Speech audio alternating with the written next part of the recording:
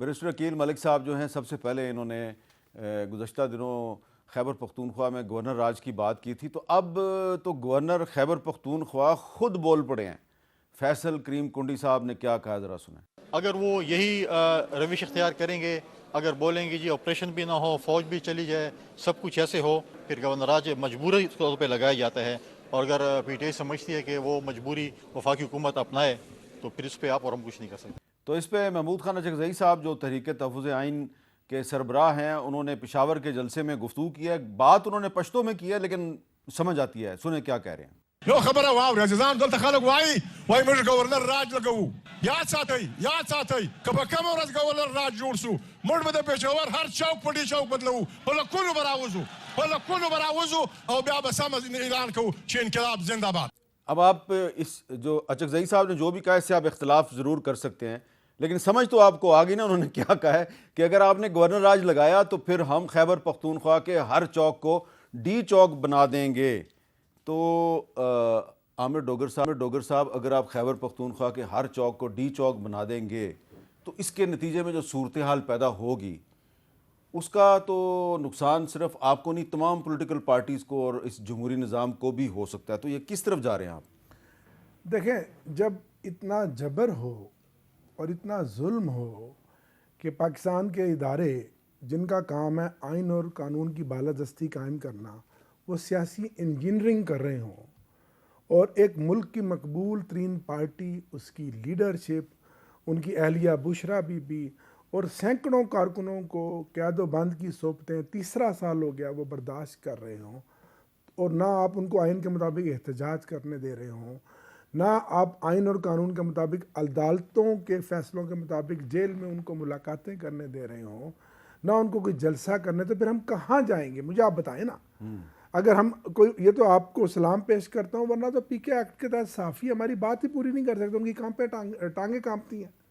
تو اس جبر میں، اس ظلم میں، اس ہائیبرڈ نظام میں ایک مقبول ترین پارٹی کے لیڈر کو آپ نے قید نہیں کیا، پاکستان کے مستقبل کو قید کیا، اس کی آواز کو قید کیا، لوگوں کی روح کو آپ نے قید کیا۔ عمران خان آج ایک تحریک کا نام ہے، ایک نظریے کا نام ہے۔ پھر میں کہوں گا کہ آپ حمود الرحمان کمیشن پڑھ کے دیکھ لیں، کیا ہوا تھا ثانیہ، سقوط ڈھاکہ کیا تھا، یہی کچھ تھی نا، یہی صورتحال تھی نا۔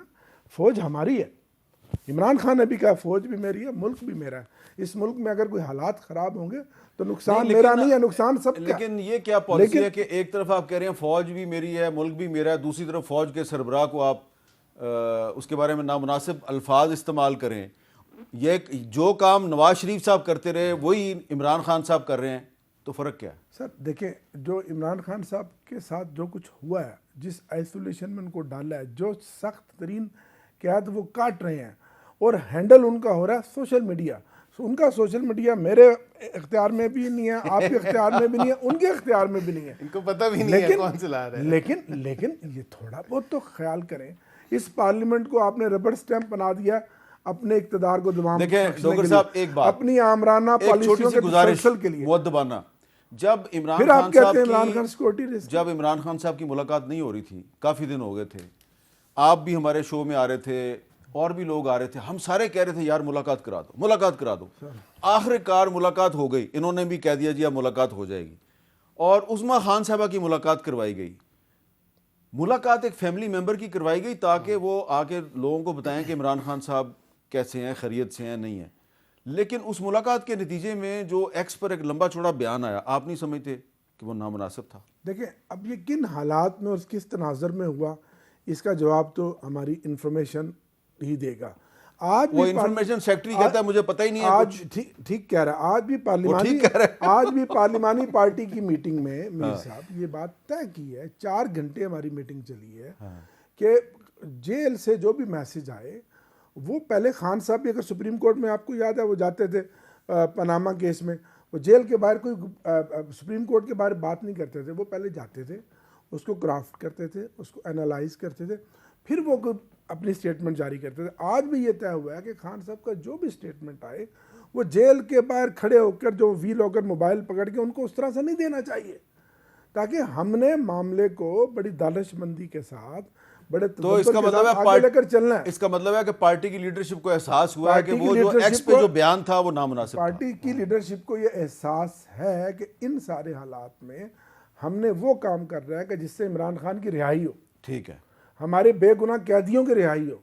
और 3.5 साल हो गए मीर साहब, आज वर्ल्ड बैंक की आप रिपोर्ट पढ़ ले, करप्शन, इनकी बंद इंतजामी, IMF की, इनकी corruption and governance- diagnostic report. Yes, वो रिपोर्ट मैं देख रहा था आपका वीक लॉग। तो 3.5 साल से इस कौम पर ये मुसल्लत है। मेरे नज़दीक इनको बैसाखियों पे बिठाकर अगर असम्बली में ले भी आए हैं तो ये इस वक्त नाकाम है, हुक्मरान नाकाम है, बावजूद इसके कि उनके ऊपर छतरी है, बहुत बड़ी छतरी है। लेकिन मैं समझता हूँ कि जब आप मैंडेट चोरी करेंगे, अवाम से उनके हकूक़ छीनेंगे और जबर और जुल्म करेंगे तो मुल्क आगे नहीं चल अच्छा, अब सकेगा। सवाल आपसे ये है कि अब गवर्नर खैबर पख्तूनख्वा भी कह रहे हैं जी कि गवर्नर राज लग सकता है, तो आप तो कॉन्स्टिट्यूशनल एक्सपर्ट हैं, तो गवर्नर राज तो सिर्फ 2 महीने के लिए लगेगा, 2 महीने के बाद इसी सूबे की असम्बली के पास जाना पड़ेगा एक्सटेंशन के लिए, तो वो तो नहीं करेगी, फिर क्या करेंगे? देखें, इनकी अपनी असम्बली में पहले तो मैं आपको ज़रा एक पर्सनल व्यू भी उसमें दे दूं। ये एक इंतहाई नापसंदीदा अमल होता है, लेकिन एक आइनी अमल है।